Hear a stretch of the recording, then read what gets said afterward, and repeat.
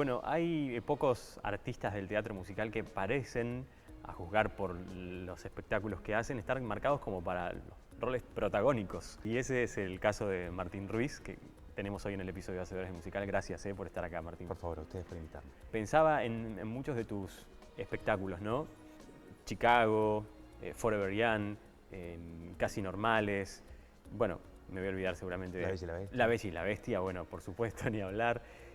Siempre premiado o nominado o destacado por tu rol protagónico como actor y cantante. ¿Se ha dado que tu carrera ha sido así o has buscado un actor que buscó empezar a cantar? ¿Cómo fue tu caso dentro del mundo del teatro musical? Cuando yo me vengo a Buenos Aires en 2001, con 24 años, recuerdo que quería subirme a un escenario y había algo que quería mostrar y que sentía muy adentro, muy profundo, y tenía la necesidad de subirme a un escenario y sabía que era a través del canto y a través del cuerpo y a través de la actuación. Yo había tenido la posibilidad de tener algunos acercamientos en Mar del Plata, de estudiar teatro, de estudiar danza. El canto era algo que era más natural y por ahí más heredado de mi familia. Y me vine a Buenos Aires 3 días a un curso de comedia musical en ese momento, un congreso de los de Valeria Lynch, y me quedé a vivir. Entonces fue todo medio movido por el deseo, que para mí es lo más importante en todo esto, pero que tiene que ver con algo muy profundo, Claro. que era la necesidad de subirme a un escenario a hacer esto. Te subiste a este escenario y dijiste, quiero contarte que este es el escenario donde yo debuté, Sí. en el año 2001, cuando llegué de Mar del Plata a Buenos Aires, con Aquí no podemos hacerlo, de Pepe Cibrián. En este escenario donde estamos nosotros en este momento sentados ahora. ¿Cómo te encontraste con esa oportunidad? Fue bueno, muy causal también, ¿no? Porque en ese fin de semana había un montón de referentes y directores del musical que veían a la gente que estaba yendo en ese momento al Congreso y se dio la posibilidad, luego de hablar con Pepe, que me invitara en teoría a una clase el lunes por fuera del Congreso. Yo pedí permiso en mi trabajo porque en ese momento estaba trabajando en una oficina. Y el lunes cuando vengo no sabía ni dónde quedaba, ni dónde era, no sabía cómo mover en Buenos Aires, pregunté y cuando llego no era una clase, era una audición. Había un montón de gente subida a este escenario pasando coreografías y Eso fue acá, todos en se este espacio. conocían. Y yo venía de Mar del Plata sin entender nada, me había quedado un día más pidiendo permiso y arranqué a audicionar sin saber lo que era básicamente una audición. Y se fue sucediendo todo. El martes me hicieron volver, el miércoles tuve una charla con Pepe para ver Con lo cual cuáles tuviste eran. que seguir pidiendo permisos, Sí. me imagino, en la oficina. Y el jueves hay una reunión, se reparten los personajes, me dan un personaje, el viernes vuelvo a Mar del Plata a buscar mis cosas, a despedirme de mi jefe, a renunciar a mi trabajo y me vine a Buenos O Aires. sea, lo decidiste en ese momento. Sí. Dijiste, este es el mundo que quiero emprender ahora. Sí, y sentí que ese era el momento de hacerlo. Pero en Mar del Plata, ¿ya habías tenido algún encuentro con el mundo del teatro musical? No, porque encima, si bien uno hacía muestras y todo ese tipo de cosas con respecto a lo que estudiaba, no había todavía lo que existe hoy, que eran las escuelas de comedia musical, las escuelas integrales. Exacto. Entonces uno estudiaba teatro en un lado, estudiaba danza en el otro y siempre en las muestras ponías algo de lo que tenías, pero no me había tocado todavía enfrentarme a una situación donde tuviera que componer un personaje o aprenderme un texto que tuviera que ver con una obra. No me había pasado. Siempre sí había subido a escenarios, pero con otro tipo de desafíos. Claro. ¿En qué momento de tu vida entra esto de cantar, digamos, ¿no? ¿Cuándo te descubrís cantando? Por más que sea de pequeño, pero ¿cuándo descubrís que es ese momento? Yo empecé a tocar la guitarra, mi mamá toca la guitarra, y a los 13, 12 años se me dio de pedirle por favor que me enseñara, y cantaba además ella también, sin ser cantante profesional, pero con una muy buena voz, más allá de que sea mi madre.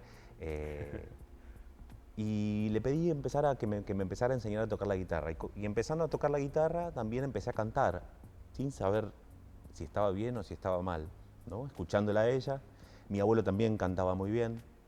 Mi papá, después me enteré con el tiempo que había participado en coros cuando era joven. Entonces, yo creo que la primera vez donde sentí que que podía cantar profesionalmente fue en este escenario, donde se me dio un poco el lugar y donde lo sentí básicamente como un desafío y donde me iba a escuchar un montón de gente. Claro. Pero en Mar del Plata, antes de venir, hubo una especie de audición para la beca para ese fin de semana de congreso y también hubo que cantar un pedacito. Yo había elegido en ese momento un pedazo de Drácula, que era una de las comedias musicales más conocidas en ese momento. Totalmente, claro. Y también sentí que un poco gustaba lo que cantaba, pero sin tener ningún tipo de técnica, sin tener ningún tipo de registro. No estudiabas No, para ese momento canto. No. Lo hacías de forma No, natural. Mar del Plata creo que es la pata más flaca por ahí de lo que es la docencia de diferentes cosas. Hay mucho de teatro y hay mucho de danza, pero canto es un poco el lugar más raro para estudiar. Claro, sin embargo, la gran mayoría de los personajes que te tocaron después tuvieron que ver con un gran peso en el cantante, Sí. ¿no? En lo actoral también, pero con una Sí. tenías que demostrar una gran destreza vocal. Sí. Se me ocurre, por ejemplo, el personaje de Chicago, en Billy Flynn. ¿Cómo fue llegar hasta ahí? ¿Fue una audición o fue un llamado? Billy Flynn llega justo después de La Bella y la Bestia. Ujú. De hecho, fue pegado. Yo terminé La Bella y la Bestia un domingo y empecé a ensayar Chicago el lunes. Y yo no me había presentado, porque de verdad Bella y Bestia a mí me llevó un gran trabajo, una enorme responsabilidad y mucho desgaste. Claro. Entonces había medio que decidido tomarme un tiempo de descanso después de la temporada, pero me llaman por teléfono porque bueno, estaban viendo gente, querían ver más opciones. Me dijeron, ¿querés venir? Y dije, bueno. Era muy diferente a lo que estaba haciendo, al personaje que estaba haciendo en La Bella y la Bestia, y fui a audicionar. Muy tranquilo, sin presión, creo que esa fue una de las claves, porque de verdad en ese momento la idea era descansar, Claro. tomarme un tiempo. Y bueno, se ve que tan tranquilo y tan relajado que les gustó. Que lo hiciste bien, claro. Que lo hice bien y creo que no, esa cosa de no tener la presión de querer quedar Claro. o de hacerlo bien. Digo, No más allá tuviste de que el nervio de No. la audición, ¿no? Que tiene que ver con la expectativa que uno en general le debe poner. Sí, y también venía como muy contento con lo que estaba pasando en Bella y Bestia, entonces estaba como muy animado y muy confiando en mí, Claro. que eso también es muy importante.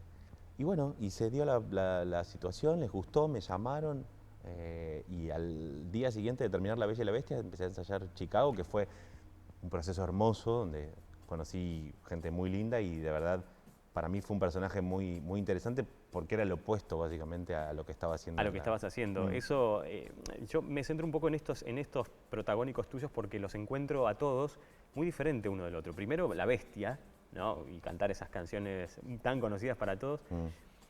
Que además, aunque lo dirás vos, pero me parece a mí, se le suma como desafío actoral tener que cantar con una máscara, ¿no? Con todo una... ¿Cómo fue aprender eso? Porque tenés un montaje sobre tu cuerpo, el actor tiene en ese momento un montaje sobre el cuerpo, incluso sobre la boca, ¿no? Que convierte en un desafío moverse, cantar y todo. ¿Cómo fue entrenarse para ser la bestia? Creo que es uno de los grandes misterios que tenemos todos los que... Sí. Bueno, de hecho teníamos medio un secreto, en su momento no se podía hablar mucho, no se podía decir mucho, no se podía mostrar mucho. Claro. Disney respeta mucho este tema de la magia y de no develar los secretos que hay detrás de... Sí, no hay imágenes del proceso y demás. Pero el proceso fue muy cuidado. Una de las cosas más importantes que recuerdo es el cuidado que tuvieron con cada uno de nosotros en cuanto a ir agregando muy paulatinamente y muy despacio las cosas que teníamos que ir llevando cada personaje.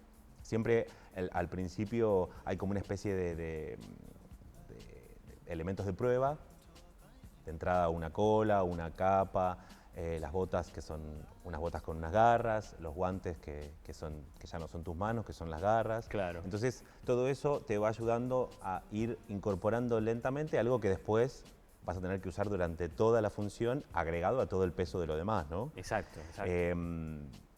Pero de verdad es muy cuidadoso el proceso, entonces hace que uno no se sienta que que a uno de los actores le pasó cuando tuvo que hacerlo por primera vez, que era uno de los reemplazos, tuvo una especie de ataque de pánico, porque obviamente preso, todo ¿no? eso de golpe, sí, el cuerpo automáticamente se siente preso. Sí, sí. Pero con como poca el proceso libertad. es tan tranquilo y es tan lindo, porque a su vez vas encontrando el personaje, vas entendiendo qué le pasa y todo esto, el agregado de todo eso después es parte de la magia. Totalmente, claro. Y hace que uno no se sienta con esta sensación de estar como metido adentro de otro cuerpo. Claro, claro. La máscara, de todas maneras, ya no es máscara, que en su momento, en la versión anterior, yo recuerdo que sí, era una máscara bastante más completa. Sí. Pero todo era un sistema de postizos que, si bien eran agregados a tu cara, no era tan intenso como la versión anterior. Ok, Era perfecto. bastante, te permitía tener más gestualidad, se te veía un poco más la cara, Sí. y no tenías esta sensación de estar adentro de una máscara. Adentro de una máscara, que es lo que debe causar esta especie de, ¿no? de claustrofobia. Sí.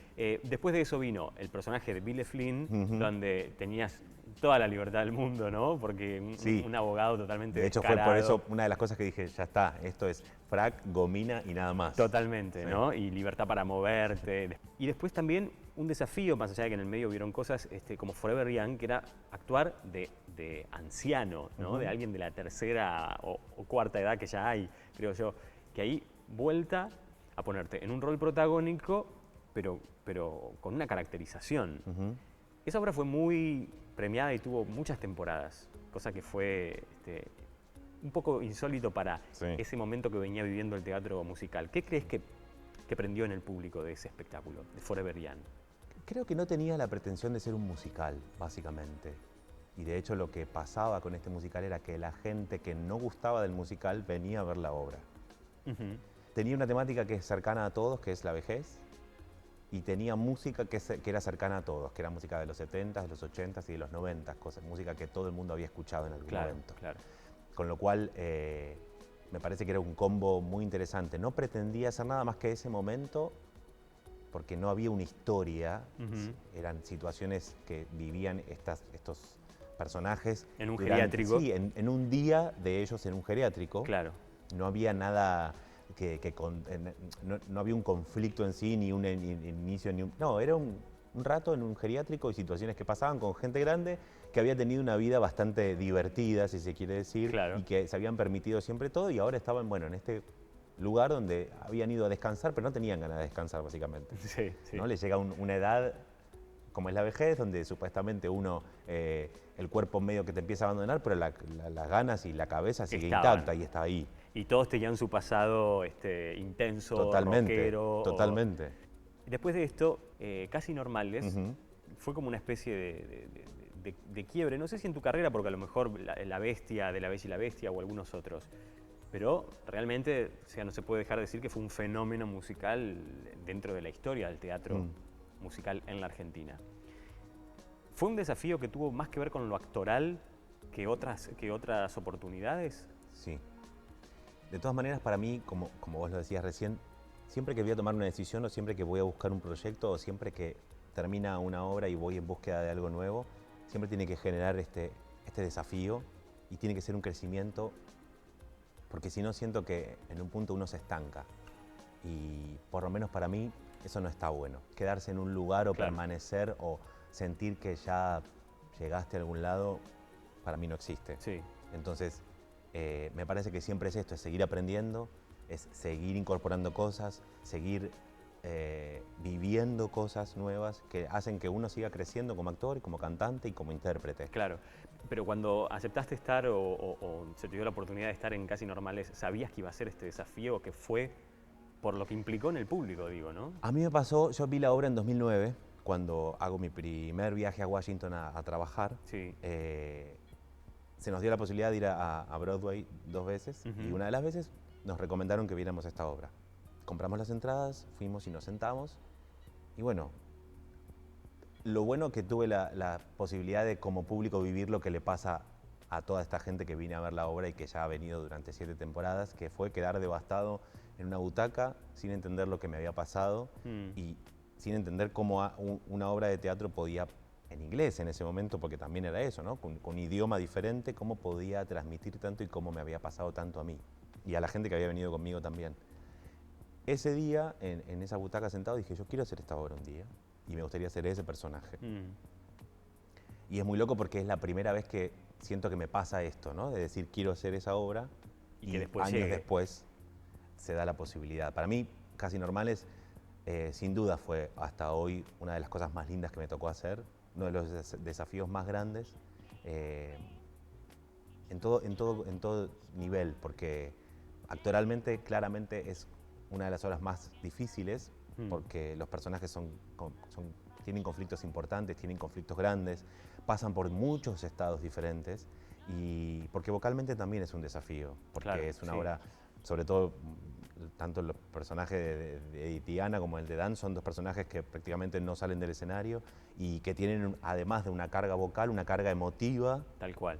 que volcar sobre cada uno de los personajes, que hace que sea así, un tour de force donde tenés que estar ahí poniéndolo todo y dándolo todo, que después obviamente la satisfacción es enorme cuando recibís la respuesta del público y cuando se queda la gente a esperar y te dice lo que le pasó y te agradece por lo que en un cierto punto sanaste a través de ese personaje.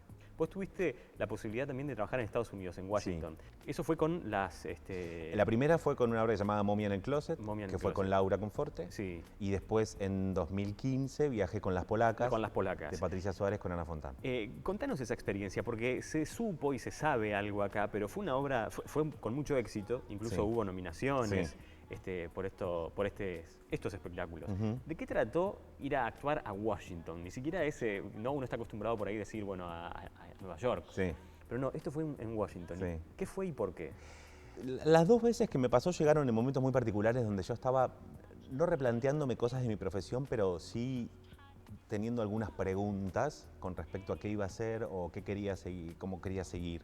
Y justamente esas dos veces llegaron estos dos proyectos de viajar y de tomar contacto con la profesión desde otro lugar, en otro idioma, pero fueron dos momentos muy particulares. Creo que la primera vez, en 2009, si bien fue reafirmar mi gusto por el musical y que quería seguir haciéndolo, que en ese momento estaba como medio que no sabía si quería seguir haciendo ¿Tuviste eso, tu si quería momento seguir haciendo teatro, solo teatro, estaba como medio ahí en en crisis conflicto. con el musical? Sí. Que les pasa a muchos. Sí, porque creo que también es parte del crecimiento, el plantearse o el mirarse al espejo y decir, ¿qué querés seguir haciendo? ¿Querés seguir por acá? ¿Cómo vas a seguir? ¿Te sigue llenando esto Sí. o no?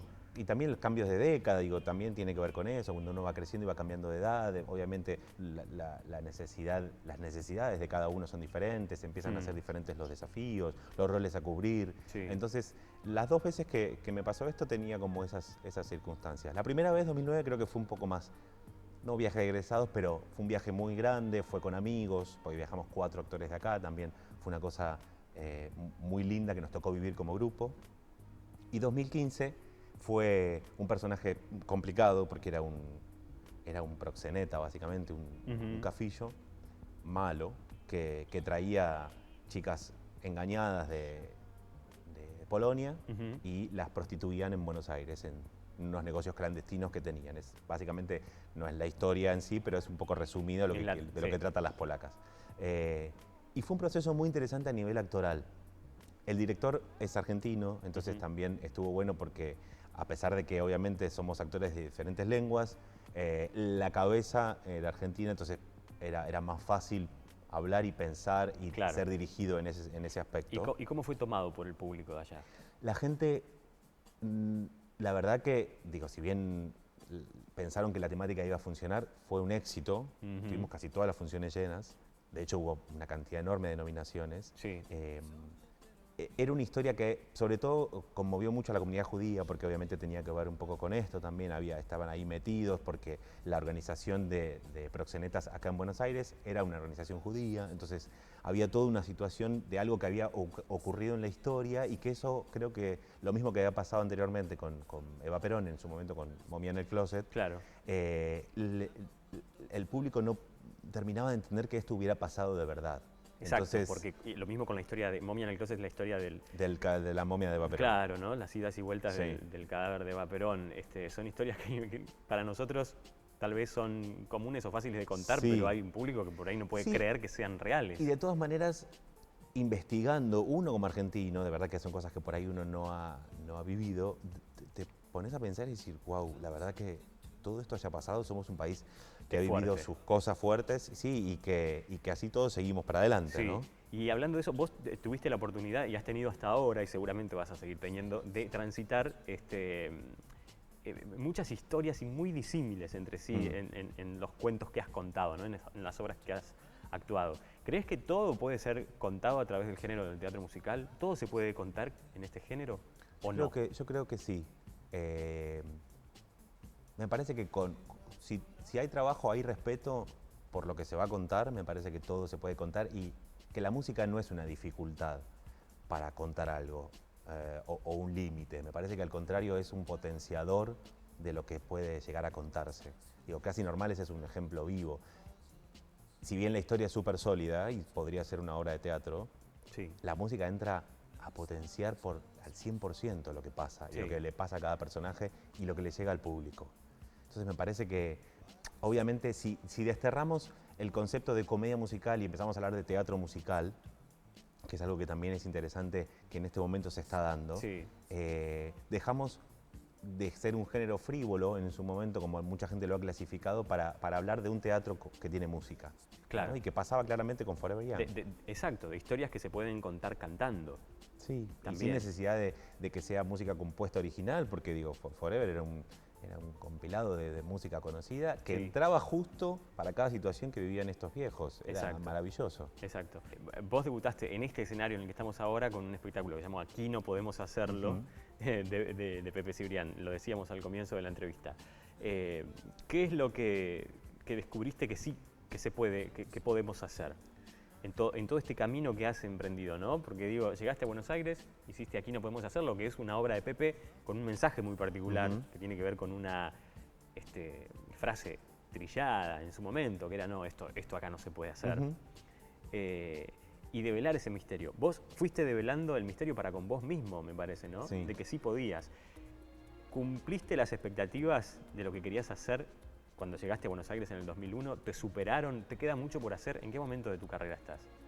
Creo que cumplí un poco lo que en ese momento quería. Creo que siempre se puede ir por más y siempre, no en cuanto a lo ambicioso, sino a la posibilidad de seguir aprendiendo y de seguir experimentando y de seguir conociendo cosas nuevas de uno, con la satisfacción enorme de haber cumplido un deseo muy grande, Sí. posiblemente de la nada, porque lo que yo siempre trato de transmitir en algunos seminarios que he dado en el interior es posible, a mí me pasó, y no les tiene por qué no pasar a ustedes. Claro. Tiene que ver con el deseo y con trabajar para ese deseo.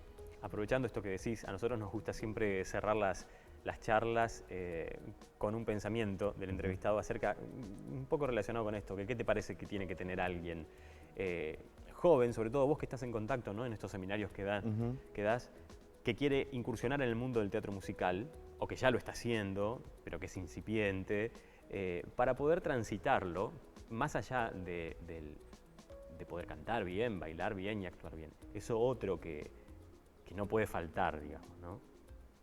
Para mí es un gran respeto por lo que haces. En mi caso particular, y creo que funciona, disciplina, no una cosa militar, pero una metodología que va totalmente de la mano con el respeto. Me parece que este es un ámbito muy hermoso, me parece que es un ámbito muy puro, donde todo se ve, y me parece que con trabajo y con el deseo bien puesto y la mirada hacia donde querés llegar, si tenés el talento necesario y si estudiás y te esforzás y mejorás, Claro. es como toda una sumatoria de cosas. No tendría por qué fallar. No, Claro. pero me parece que ante todo el respeto por lo que haces y el amor por lo que haces. Martín, ha sido un placer. Muchísimas Realmente. gracias por compartir tu experiencia. Yo y todos los televidentes seguramente disfrutaron muchísimo de esta charla. Gracias, yo también. Gracias.